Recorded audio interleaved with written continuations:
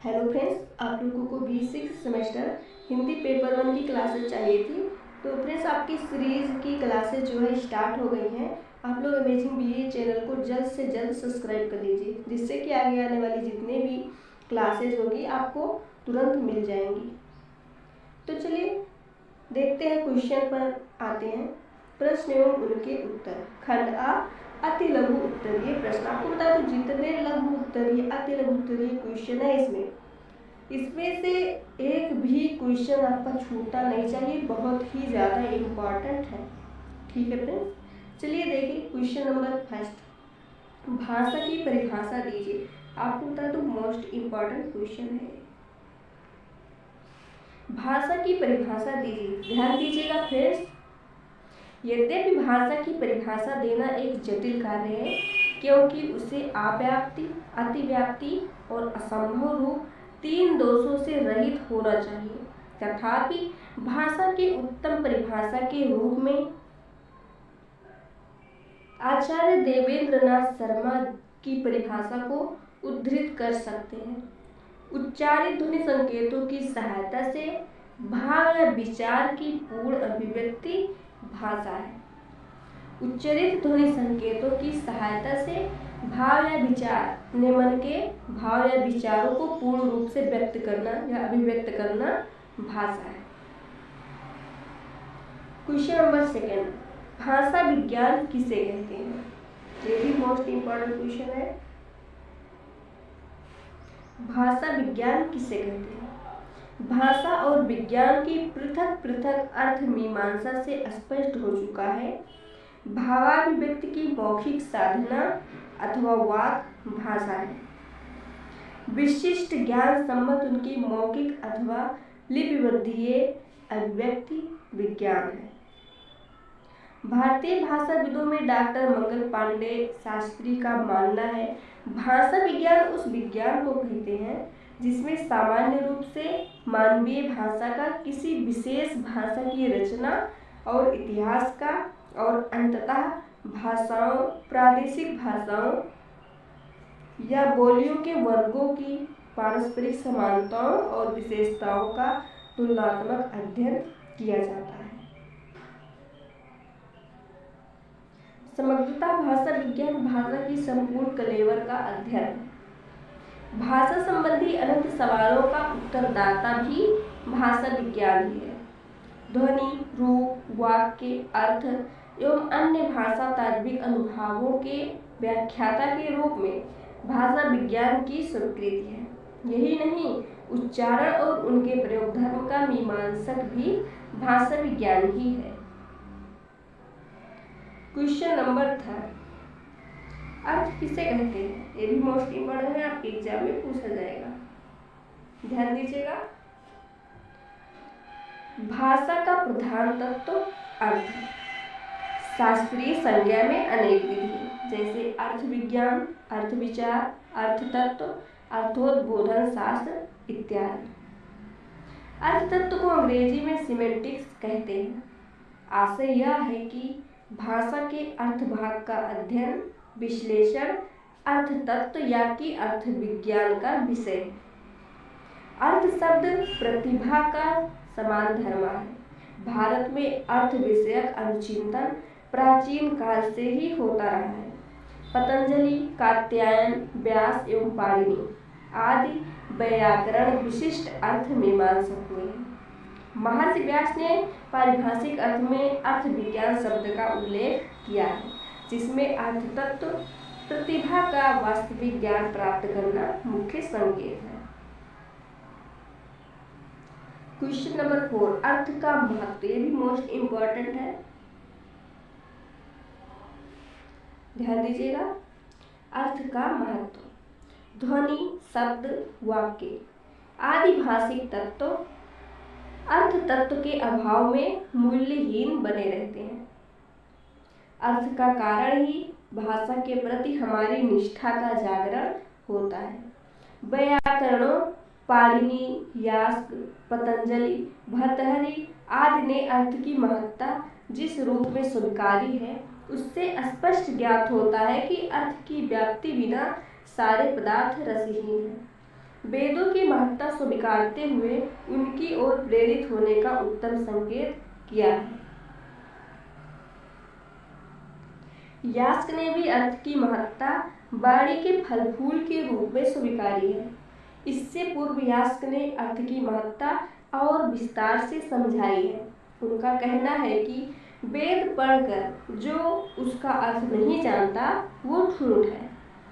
वेद पढ़कर जो उसका अर्थ नहीं जानता वो ठूठ है, भारवाहक पशु है। जो अर्थ जानता है उसे ही समस्त कल्याण प्राप्त होता है। वही ज्ञान की ज्योति से पापों को नष्ट करके ब्रह्मत्व को प्रदान करता है। आगे देखिए, पतंजलि ने बताया है। पतंजलि ने अर्थ का महत्व प्रकाशित करते हुए स्वीकारा है कि अर्थ ज्ञान के बिना जो शब्द मूल पाठ के रूप में दोहराया जाता है वह उसी प्रकार ज्ञान को प्रज्वलित नहीं करता जिस प्रकार बिना अग्नि में डाला हुआ सूखा ईंधन। कुल मिलाकर अर्थ की महत्ता इस बात में है कि उसके बिना भाषा का कोई अस्तित्व ही नहीं रहता। किसके बिना? अर्थ के बिना। आचार्यों ने अर्थहीन भाषा को संतानहीन स्त्री के समान माना है। क्वेश्चन नंबर 5, मानक हिंदी से क्या अभिप्राय है? ये भी मोस्ट इंपॉर्टेंट क्वेश्चन है, ध्यान दीजिएगा। जितने भी क्वेश्चन पर मोस्ट इंपॉर्टेंट लगाया जा रहा है वो सचमुच में बहुत ही ज़्यादा इम्पॉर्टेंट है। आपके एग्जाम में 100% पूछा जाएगा। ध्यान दीजिए, मानक हिंदी से क्या अभिप्राय है? देखिए, मानक शब्द अथवा कि मानक भाषा की व्याख्या करते हुए भाषा चिंतकों के निर्णय भिन्न भिन्न किंतु अर्थ तात्विक दृष्टि से एक मिलते हैं। मानक शब्द अथवा कि मानक भाषा की व्याख्या करते हुए भाषा चिंतकों के निर्णय भिन्न भिन्न किंतु अर्थ तात्विक दृष्टि से एक मिलते हैं। डॉक्टर भोलानाथ तिवारी ने मानक भाषा को परिभाषित करते हुए लिखा है, मानक भाषा किसी भाषा के उस रूप को कहते हैं जो उस भाषा के पूरे क्षेत्र में शुद्ध माना जाता है तथा जिसे उस प्रदेश का शिक्षित और शिष्ट समाज अपनी भाषा का आदर्श रूप मानता है और प्रायः सभी औपचारिक परिस्थितियों में, लेखन में, प्रशासन और शिक्षा के माध्यम के रूप में यथासाध्य उसी का प्रयोग करने का यत्न करता है। वो होता है मानक हिंदी। क्वेश्चन नंबर 6, पुरानी हिंदी से क्या तात्पर्य है? ये भी मोस्ट इंपॉर्टेंट है। पुरानी हिंदी से क्या तात्पर्य है? पंडित चंद्रधर शर्मा गुलेरी ने परवर्ती अपभ्रंश को ही पुरानी हिंदी कहा है। गुलेरी जी का मत सही प्रतीत होता है। 11वीं शताब्दी की परिवर्ती अपभ्रंश औहट्ट से पुरानी हिंदी का उदय माना जाता है। पुरानी हिंदी शब्द का प्रयोग सबसे पहले पंडित चंद्रधर शर्मा गुलेरी ने 1921 ईस्वी में नागरी प्रचारी पत्रिका में किया था। पुरानी हिंदी को प्रारंभिक हिंदी भी कहा जाता है। आमतौर पर पुरानी हिंदी का समय 1000 से 1500 ईस्वी तक माना जाता है। क्वेश्चन नंबर 7, औहट्ट को परिभाषित कीजिए। यह भी इंपॉर्टेंट क्वेश्चन है। देखिए, औहट्ट अपभ्रंश का विकृत या बिगड़ा हुआ रूप है। औहट्ट अपभ्रंश का विकृत या बिगड़ा हुआ रूप है। सामान्यतः औहट्ट को परवर्ती अपभ्रंश कहा जा सकता है। औहट्ट अपभ्रंश व आधुनिक भारतीय आर्य भाषाओं के बीच की भाषा है। औहट्ट भाषा का समय 900 ईस्वी से 1100 ईस्वी तक निश्चित किया गया है। साहित्य में इसका प्रयोग 14वीं सदी तक होता रहा। औहट्ट शब्द का सर्वोत्तम प्रयोग ज्योतिरीश्वर ठाकुर कृतवर्ण रत्नाकर में 1325 ईस्वी में किया गया। भोलानाथ तिवारी ने अपभ्रंश और अवहट्ट को एक ही भाषा माना है। उनके कथानुसार अपभ्रंश का विकास अवहंस के रूप में हुआ और अपभ्रंश का विकास अवहट्ट के रूप में हुआ। सुनीत कुमार चटर्जी के अनुसार बताया गया है अवहट्ट भ्रंश अपभ्रंश और पुरानी हिंदी के बीच की कड़ी मानी जाती है।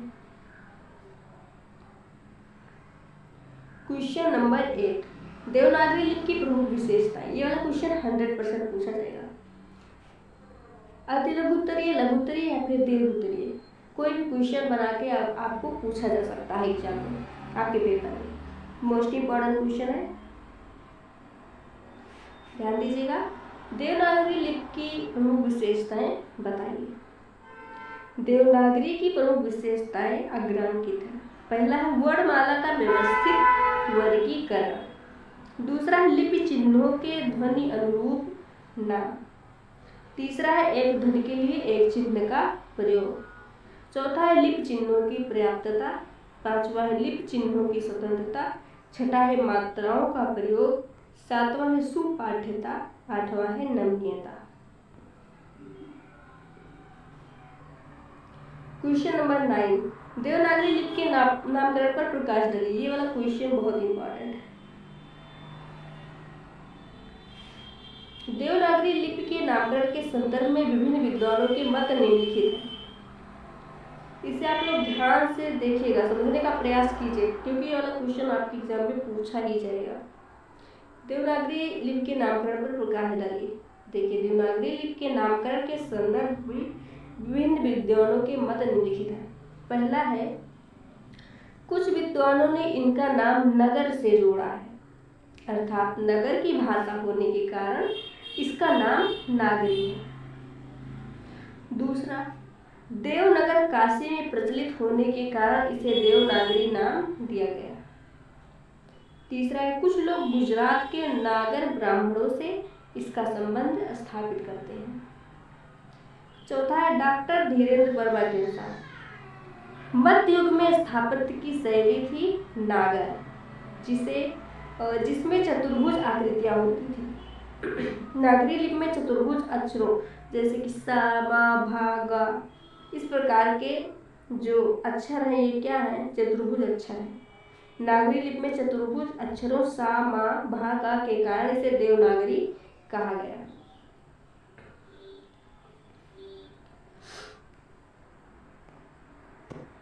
क्वेश्चन नंबर 10, पूर्वी हिंदी की बोलियां कितनी है स्पष्ट कीजिए। ये वाला क्वेश्चन भी मोस्ट इंपॉर्टेंट है।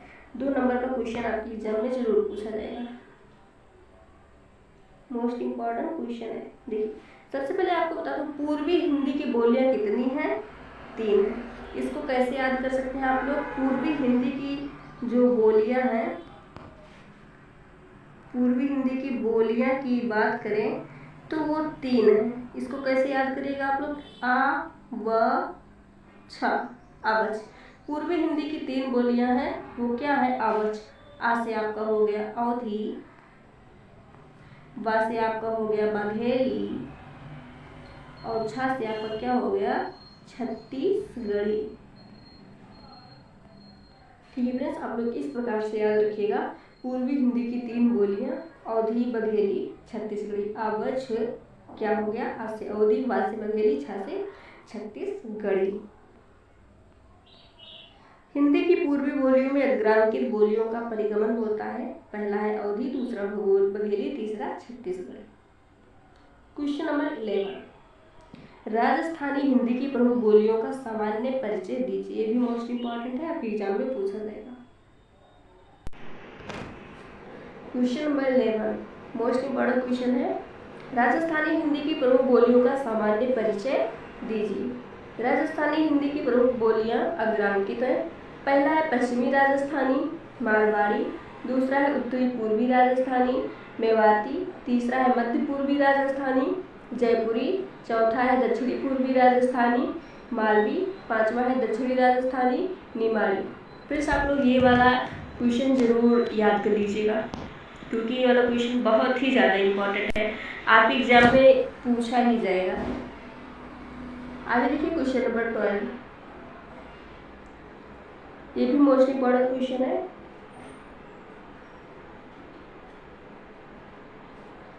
तद्भव का अर्थ स्पष्ट करते हुए हिंदी की तद्भव शब्दावली का परिचय दीजिए। तद्भव का अर्थ है उससे उत्पन्न या विकसित। ये जो तद्भव है इसका अर्थ क्या होता है? उससे उत्पन्न या विकसित। ठीक है फ्रेंड्स, तद्भव का अर्थ है उससे उत्पन्न या विकसित। जैसे अंधकार से अंधेरा, अग्नि से आग, अट्टालिका से अटारी, अश से आठ, अर्ध से आधा, आंसू से आंसू, आश्रय से आसरा, उच्च से ऊंचा, उष्ण से ऊंट, कर्म से काम, ओष्ठ से ओंठ, काष्ठ से काट, कपाट से किवाड़, कड़े से कान, कुकुट से कुकुट, क्षीर से खीर, ग्रंथ से गांठ, नंगे से नंगा, मृत्यु से मौत, सर्प से सांप, निद्रा से नींद इत्यादि ऐसे शब्द अनेक हैं जो संस्कृत में विकसित होकर बहुतायत प्रयोग किए जाते हैं। Question number 30 most important question है। अपभ्रंश क्या है? अपभ्रंश आधुनिक भाषाओं के उदय से पहले 6ठी शताब्दी से 12वीं शताब्दी तक भारत में उत्तर भारत में बोलचाल एवं साहित्य रचना की सबसे जीवंत और प्रमुख भाषा मानी जाती है। भाषा वैज्ञानिक दृष्टि से अपभ्रंश आर्य भाषा के मध्यकाल की अंतिम अवस्था है जो प्राकृत और आधुनिक भाषाओं के बीच की स्थिति है। अपभ्रंश के कवियों ने अपनी भाषा को केवल भाषा, देसी भाषा तथा ग्रामीण भाषा कहा है। अपभ्रंश नाम संस्कृत के आचार्यों द्वारा दिया हुआ है जो आपाततः तिरस्कार सूचक प्रतीत होता है। महाभाष्यकार पतंजलि ने जिस प्रकार अपभ्रंश शब्द का प्रयोग किया है उससे पता चलता है कि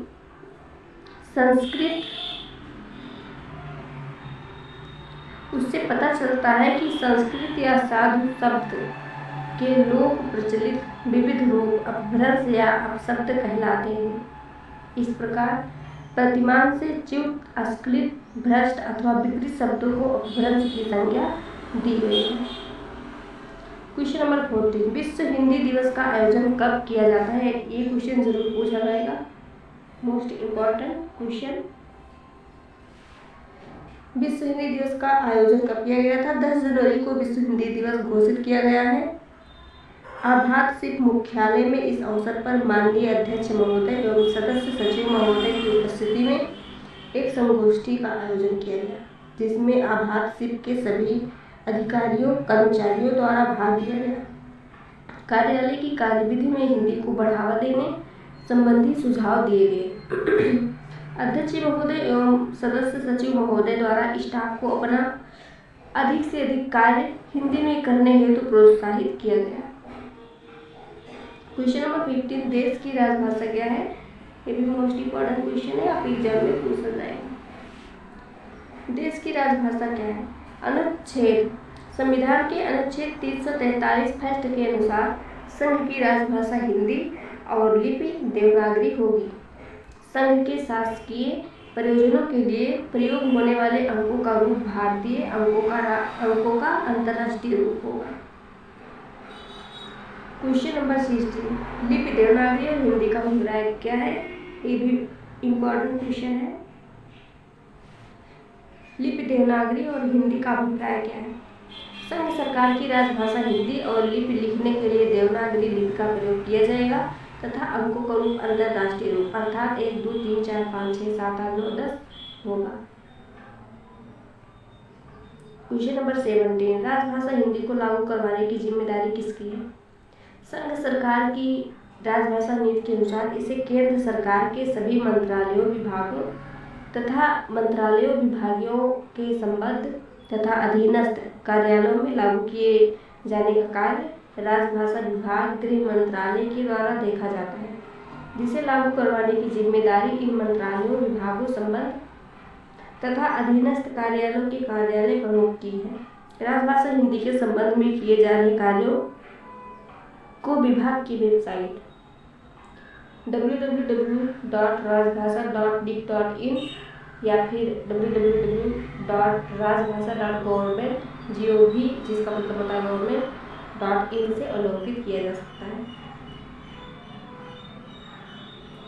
क्वेश्चन नंबर 18 उच्चतम न्यायालय उच्च न्यायालयों आदि के संबंध में प्रयोग की जाने वाली भाषा क्या है?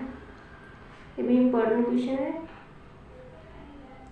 भारत के संविधान भाग 17 अनुच्छेद 348 और 349 में उच्चतम न्यायालय, उच्च न्यायालयों आदि के संबंध में प्रयोग की जाने वाली भाषा के बारे में जानकारी दी गई है। क्वेश्चन नंबर 19, राज्य की राजभाषा बनाने का कार्य किसका है? ये भी मोस्ट इम्पोर्टेंट क्वेश्चन है, आपके एग्जाम में पूछा जाएगा। राज्य की राजभाषा बनाने का कार्य किसका है? भारत के संविधान के भाग 17 के अनुच्छेद 345, 46 और अनुच्छेद 347 में राज्य की राजभाषाओं के संबंध में उल्लेख किया गया है। संघ सरकार का इसमें कोई हस्तक्षेप नहीं है। क्वेश्चन नंबर 20, किसी भाषा को राजभाषा घोषित करने से संबंधित नियम क्या है? भारत के संविधान के अनुच्छेद 343 फर्स्ट के अनुसार केवल हिंदी संघ की राजभाषा है। किसी अन्य भाषा को संघ की राजभाषा घोषित करने से संबंधित कोई मानदंड निर्धारित नहीं है। ये मोस्ट इम्पोर्टेंट क्वेश्चन है। क्वेश्चन नंबर 21, देश में कितनी भाषाओं को राजभाषा का दर्जा दिया जा चुका है? ये भी इम्पोर्टेंट है। हिंदी भाषा के अतिरिक्त अन्य किसी भाषा को संघ की राजभाषा का दर्जा प्राप्त नहीं है। क्वेश्चन नंबर 22, क्या भारत में समस्त कार्यालयों में राजभाषा नीति के कार्यान्वयन के लिए नीतिगत फैसले राजभाषा विभाग, भारत सरकार द्वारा लिए जाते हैं? भारत सरकार केंद्र सरकार के समस्त कार्यालयों में राजभाषा नीति के कार्यान्वयन के लिए नीतिगत फैसले राजभाषा विभाग, गृह मंत्रालय, भारत सरकार द्वारा ही लिए जाते हैं। अब तक जारी किए गए आदेशों का अवलोकन राजभाषा विभाग की वेबसाइट www.rajbhasha.nic या फिर www.rajbhasha.government.in पर लॉगिन कर सकते हैं। ये भी इम्पोर्टेंट 21 वाला क्वेश्चन, 22 वाला क्वेश्चन, ये भी दोनों इम्पोर्टेंट है, बहुत ही ज़्यादा इम्पोर्टेंट है। अब देखिए क्वेश्चन नंबर 23, विधि और न्याय के क्षेत्र में हिंदी और भारतीय भाषाओं के प्रयोग से संबंधित कार्य किसके द्वारा देखे जाते हैं? ये भी इम्पोर्टेंट है। विधि और न्याय के क्षेत्र में हिंदी और भारतीय भाषाओं के प्रयोग से संबंधित कार्य न्याय विभाग, जैसलमेर हाउस, मानसिंह रोड, नई दिल्ली द्वारा देखे जाते हैं। क्वेश्चन नंबर 24, संक्रमण काल के बाद हिंदी का विकास किस शताब्दी में किया गया? मध्ययुगीन भारतीय आर्य भाषाओं का काल 10वीं सदी के आसपास समाप्त हो जाता है और वहीं से आर्य भाषाओं के विकास का काल आरंभ होता है। इसलिए हिंदी सहित सभी समस्त आधुनिक भारतीय आर्य भाषाओं की उत्पत्ति का काल 10वीं सदी ही माना जाता है। यद्यपि इन भाषाओं के विकास के सूत्र 8वीं 9वीं शताब्दी के आसपास से ही मिलने शुरू हो जाते हैं, पर 10वीं शताब्दी से पूर्व की स्थिति भारत का संक्रमण काल ही है। इसमें मध्यकालीन भाषा अपभ्रंश के ह्रास और आधुनिक आर्य भाषाओं के विकास के चिन्ह देखे जा सकते हैं। अतः संक्रमण काल के बाद हिंदी का विकास 10वीं शताब्दी से स्वीकार किया जाना चाहिए। क्वेश्चन नंबर 25, भाषा की कई वाक्य स्पष्ट कीजिए। Most important question. भाषा की इकाई वाक्य है। वाक्य शब्दों से मिलकर बनते हैं और शब्द अक्षरों से। दूसरे शब्दों में वाक्य को शब्दों में खंडित किया जा सकता है और शब्दों को अक्षरों में। ये थोड़ा सा देखने में दिक्कत होगी, लेकिन आप लोग समझने का प्रयास कीजिएगा। आप जानते हैं कि एक या एक से अधिक अक्षरों से मिलकर बनी सार्थक ध्वनि ही शब्द कहलाती है। रूप संरचना का संबंध शब्द से है।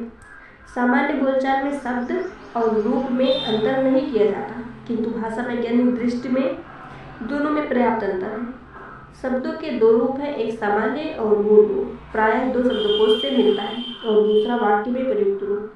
वाक्य में शब्द का प्रयुक्त रूप अन्य शब्दों के साथ संबंध तत्व से युक्त होता है। इस प्रकार वाक्य में प्रयोग के योग्य अर्थात अन्य शब्दों के साथ संबंध तत्व से युक्त शब्द ही रूप या पद कहलाता है। क्वेश्चन नंबर 26, भाषा को लिखने के लिए जिस संकेत या चिन्ह का प्रयोग किया जाता है उन्हें क्या कहते हैं? Most important question. भाषा को लिखने के लिए जिन संकेतों और चिन्हों का प्रयोग किया जाता है उन्हें लिपि कहते हैं। प्रायः हर भाषा की अपनी लिपि होती है। हिंदी की लिपि देवनागरी है, अंग्रेजी की लिपि रोमन है, उर्दू की लिपि फारसी है, उर्दू फारसी लिपि में तथा पंजाबी गुरुमुखी लिपि में लिखी जाती है। भारतवर्ष में दो लिपियां प्राचीन लिपियों के रूप में जानी जाती है, जिनके नाम है ब्रह्मी और खरोष्ठी। प्राचीन शिलालेखों एवं सिक्कों पर यही तो लिपियां अंकित मिलती हैं। इनमें से देवनागरी लिपि का विकास ब्राह्मी से हुआ है। ब्राह्मी लिपि से गुप्त लिपि, तदुपरांत कुटिल लिपि और फिर देवनागरी लिपि अस्तित्व में आई। इस विकास क्रम को निम्न प्रकार प्रस्तुत किया जा सकता है: ब्राह्मी, उसके बाद गुप्त लिपि, उसके बाद कुटिल लिपि, उसके बाद देवनागरी लिपि। क्वेश्चन नंबर 27, तत्पुरुष समास से आप क्या समझते हैं? Most important question.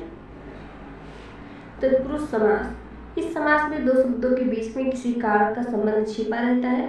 उस कारक संबंध को वाक्यांश के रूप में स्पष्ट भी किया जा सकता है। उदाहरण, राजपुत्र, ये हो गया राजा का पुत्र। गृह प्रवेश, गृह में प्रवेश। देशभक्ति, देश के प्रति भक्ति। शत्रुघ्नता, शत्रु को मारने वाला।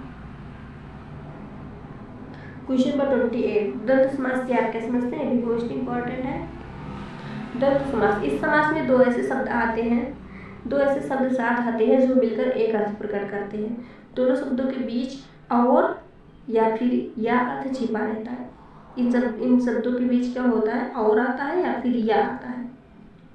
देखिए, जैसे यहाँ पे दिया गया है पहला माता पिता, तो इसका हो जाएगा माता और पिता, अर्थात माँ बाप। गाय बैल है, गाय और बैल, इसमें और आ रहा है, तो ये क्या हो गया? द्वंद्व समास हो गया। और देखिए, पाप पुण्य, पाप या पुण्य, हार जीत, हार या जीत, ये सभी क्या है? द्वंद्व समास के अंतर्गत आते हैं। क्वेश्चन नंबर 29, बहुब्रीहि समास से आप क्या समझते हैं? भी इंपॉर्टेंट क्वेश्चन है। बहुब्रीहि समास क्या है? इस समास में दो शब्द मिलकर तीसरा अर्थ प्रकट करते हैं, जैसे पीतांबर, पीत, ये हो गया पीला प्लस अंबर यानी कि वस्त्र। इंगित अर्थ देखिए, वह व्यक्ति जिसके वस्त्र पीले हों, तो क्या हो गया? हो गया पीतांबर। बीड़ा पारी, बीड़ा प्लस पारी, पारी का मतलब होता है हाथ, पारी हाथ। वह व्यक्ति जिसके हाथ में बीड़ा हो। जितेंद्रिय, जीती गई प्लस इंद्रियां, वह इंद्रियां जिसने इंद्रियों को जीत लिया, वो क्या है? जितेंद्रिय। चंद्रवदन, चंद्र प्लस वदन, चेहरा, वह व्यक्ति जिसके मुख चांद के समान हो, वो चंद्रवदन होता है। क्वेश्चन नंबर 30, भाषा में विविध रूपा होती है, स्पष्ट कीजिए। भी मोस्ट इंपॉर्टेंट है, ध्यान दीजिएगा। भाषा में विविध रूपा होती है। किसी समाज में भाषा का मात्र एक रूप नहीं होता। भाषा के विभिन्न रूपों का प्रमुख आधार स्थान भेद है। किसी भी विशाल क्षेत्र में व्यवहार भाषा के कई क्षेत्रीय रूप तो होंगे ही। जैसे मराठी भाषा के 3 विशिष्ट रूप मिलते हैं: पुणे के आसपास की भाषा, मराठवाड़ा औरंगाबाद की भाषा और विदर्भ नागपुर की भाषा। भाषा के इन विभिन्न स्थानीय रूपों को ही हम भाषा की बोलियां कहते हैं। इस तरह जीवंत भाषा में कई बोलियां होती हैं। बोलियों का समूह ही भाषा है। अगर बोलियों का समूह भाषा है तो हिंदी भाषा के संदर्भ में यह विवाद क्यों है? जहाँ तक मराठी, तमिल, गुजराती आदि भाषाओं का सवाल है, उन भाषाओं की बोलियां इतनी भिन्न नहीं है कि एक मराठी भाषी दूसरे मराठी भाषी को सहजता से ना समझ सके। लेकिन हिंदी में राजस्थानी बोलने वाले मैथिली बोलने वाले से आसानी से बात नहीं कर सकते। दोनों की बोलियां भाषाओं में इतना अंतर है कि संप्रेषण आसानी से संभव नहीं हो पाता। Question number 31, doctor Dhirendra Verma ने हिंदी भाषा के विकास को कितने कालखंडों में बांटा है? Most important question. Doctor Dhirendra Verma ने हिंदी भाषा के विकास को अध्ययन की सुविधा की दृष्टि से 3 कालखंडों में बांटा है। पहला है प्राचीन काल, दूसरा है मध्यकाल, तीसरा आधुनिक काल। प्राचीन काल जो है 1500 ईस्वी तक, जब अपभ्रंश और प्राकृतों का प्रभाव हिंदी भाषा पर विद्यमान था और हिंदी की बोलियों के निश्चित स्पष्ट रूप सामने नहीं आ पाई थी। दूसरा है मध्यकाल। इस कालखंड में हिंदी अपभ्रंशों के प्रभाव से पूर्णतः मुक्त हो चुकी थी और उनकी प्रमुख बोलियां विशेषतः खड़ी बोली, ब्रज और अवधी अपना स्वतंत्र एवं स्पष्ट व्यक्तित्व लेकर सामने आ चुकी थी। तीसरा है आधुनिक काल। 1800 ईस्वी के बाद जब मध्यकाल के रूपों में स्पष्ट परिवर्तन लक्षित होने लगा था, मुद्रण कला के साथ साथ खड़ी बोली संपूर्ण मध्य देश की एकमात्र साहित्यिक भाषा हो गई। उसने हिंदी की अन्य बोलियों के प्रभाव को छीड़ कर दिया। Question number 32 most important question, Brajbhasha पर टिप्पणी कीजिए। देखिए, ब्रजभाषा पर बड़ा कार्य डॉक्टर अम्बा प्रसाद सुमन ने किया है। उन्होंने ब्रजभाषा को भाषा का दर्जा दिया। अपने शोध निबंध में वे लिखते हैं, मथुरा, अलीगढ़, आगरा और धौलपुर में बोली जाने वाली जनपदीय भाषा विशुद्ध रूप से ब्रजभाषा कहलाती है। भक्तिकाल और रीतकाल में तो इस भाषा की धाक थी, इसलिए इसे ब्रज बोली न कहकर ब्रजभाषा कहा गया। इसी ब्रजभाषा की उत्तम सीमा में खड़ी बोली दक्षिण में राजस्थानी, पूर्व में बुंदेली और पश्चिमी में बांग्लू स्पर्श करती है। बुलंदशहर, बदायूं, नैनीताल तथा ब्रजभाषा पर खड़ी बोली का असर देखा जा सकता है। डॉक्टर धीरेन्द्र वर्मा तो ब्रजभाषा बोलने वालों की संख्या 1,23,00,000 मानते हैं। क्वेश्चन नंबर 33, हिंदी भाषा के दक्षिणी रूप पर टिप्पणी लिखिए। भी मोस्ट इंपॉर्टेंट क्वेश्चन है, ध्यान दीजिएगा। ब्रज और अवधी के अतिरिक्त हिंदी का खड़ी बोली पर आधारित दक्षिणी रूप भी दिखाई दिया। दक्षिणी का विकास 12वीं शताब्दी के आसपास उत्तर भारत में उर्दू के रूप में परिलक्षित हुआ। इस काल के शासकों की दरबारी भाषा फारसी थी। फारसी का प्रसार इस युग में पूर्ण हुआ, इसलिए इस भाषा में अरबी, फारसी, तुर्की शब्दों में प्रधानता ग्रहण की। इसलिए उर्दू की ध्वनियाँ का, ख, ग, ज, फ, ये जो नीचे इस पर बूंदी जैसा लगा है, ये आदि ध्वनियाँ हिंदी में समाहित हुई। धार्मिक साहित्य की प्रधानता के कारण इस काल की भाषा में संस्कृत एवं तत्सम शब्दों का भी प्रचलन हुआ। अंग्रेजों, फ्रांसीसियों के संपर्क में आने के कारण इनकी भाषाओं के अनेक शब्द हिंदी में स्थान पा गए। क्वेश्चन नंबर 34, 18वीं सदी के उत्तरार्ध में हिंदी भाषा का कौन सा रूप दिखाई दिया? मोस्ट इंपॉर्टेंट क्वेश्चन, कौन सा रूप दिखाई देने लगा? आधुनिक काल। 18वीं सदी के उत्तरार्ध के आखिर में 19वीं सदी के प्रारंभ में हिंदी भाषा का आधुनिक रूप दिखने लगता है। अंग्रेजों ने इन समय अपने धर्म प्रचार व शासन के लिए जनसाधारण में भाषा के प्रसार के लिए फोर्ट विलियम कॉलेज की स्थापना की, लेकिन 1800 से 1950 तक का समय भाषा की दृष्टि से संक्रांति काल था। इस दौरान हिंदी का स्वरूप पूर्णतः दिखाई नहीं देता। 1850 के आसपास तक हिंदी का स्वरूप और उस भाषा की दिशा निश्चित हुई। इसी दिशा में बाद में भारतेंद्र हरिश्चंद्र और उनके अन्य सहयोगी लेखक महावीर प्रसाद द्विवेदी और उनके बाद रचनाकारों ने गद्य पद्य की भाषा का नया रूप बनाया। यह खड़ी बोली पर आधारित रूप था और इसे ही राष्ट्रभाषा के रूप में अपनाया गया।